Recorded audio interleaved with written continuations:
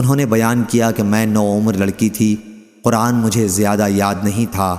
میں نے کہا اللہ گواہ ہے، مجھے معلوم ہوا کہ آپ لوگوں نے بھی لوگوں کی افواہ سنی ہے اور آپ لوگوں کے دلوں میں وہ بات بیٹھ گئی ہے اور اس کی تصدیق بھی آپ لوگ کر چکے ہیں۔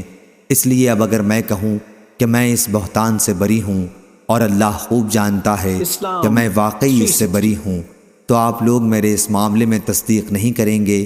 لیکن اگر میں گناہ کو اپنے ذمہ لے لوں، حالانکہ اللہ تعالیٰ خوب جانتا ہے کہ میں اس سے بری ہوں، تو آپ لوگ میری بات کی تصدیق کر دیں گے۔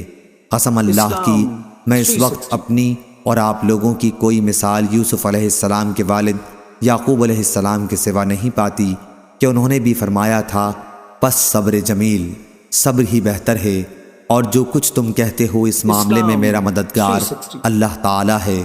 اس کے بعد بستر پر میں نے اپنا رخ دوسری طرف کر لیا اور مجھے امید تھی کہ خود اللہ تعالیٰ میری برت کرے گا، لیکن میرا یہ خیال کبھی نہ تھا کہ میرے متعلق وحی نازل ہوگی۔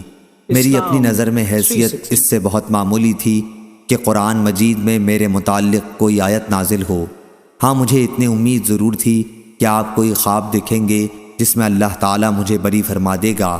اللہ گواہ ہے کہ ابھی آپ اپنی جگہ سے اٹھے بھی نہ تھے اور نہ اس وقت گھر میں موجود کوئی باہر نکلا تھا کہ آپ پر وحی نازل ہونے لگی، اور شدت وحی سے آپ جس طرح پسینے پسینے ہو جایا کرتے تھے وہی کیفیت آپ کی اب بھی تھی۔ پسینے کے قطرے موتیوں کی طرح آپ کے جسم مبارک سے گرنے لگے، حالانکہ سردی کا موسم تھا۔ جب وحی کا سلسلہ ختم ہوا تو آپ ہنس رہے تھے، اور سب سے پہلا کلمہ جو آپ کی زبان مبارک سے نکلا وہ یہ تھا، اے عائشہ، اللہ کی حمد بیان کر کہ اس نے تمہیں بری قرار دے دیا ہے۔ میری والدہ نے کہا بیٹی جا، رسول اللہ صلی اللہ علیہ وسلم کے سامنے جا کر کھڑی ہو جا۔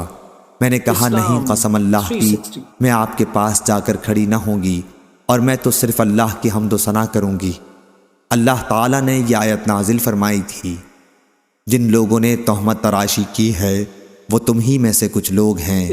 جب اللہ تعالیٰ نے میری برات میں یہ آیت نازل فرمائی تو ابو بکر رضی اللہ عنہ نے، جو مصطح بن اثاثہ رضی اللہ عنہ کے اخراجات قرابت کی وجہ سے خود ہی اٹھاتے تھے، کہا کہ قسم اللہ کی، اب میں مصطح پر کبھی کوئی خرچ نہیں کروں گا کہ وہ بھی عائشہ پر تہمت لگانے میں شریک تھا۔